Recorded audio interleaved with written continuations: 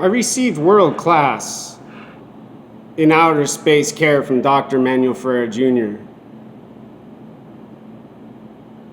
all the way until now.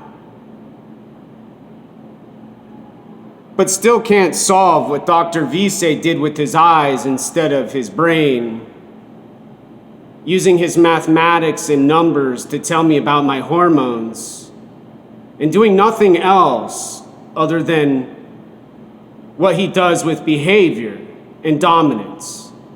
Taller than my Uncle Bill, a World War II Army veteran who died from a heart attack, sleeping, who didn't do what Dr. Vise did to me after surgery, with his dominant face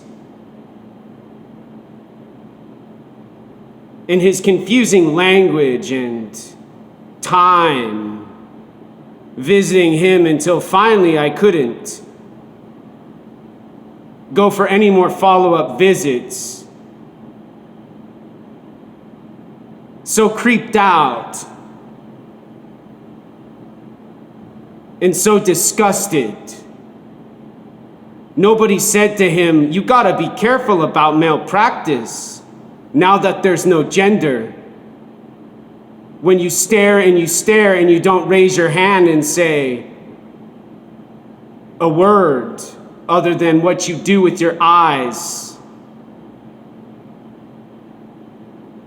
and suffering." The only part a human has to do with malpractice involving neuroendocrinology and endocrinology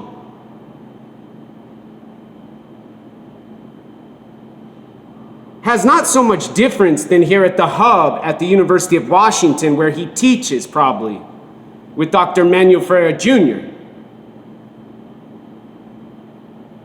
Doing the theory and the philosophy and the painting elsewhere, and instead talking about these parts of health and medicine nobody discusses other than handing out puberty blockers and raising pride flags with queer dances and half-naked, gender-neutral human teaching children about stimulation and rewarding them with an audience of believers they indoctrinate no different than how I feel as a patient, formerly of Dr. Vise, in silence.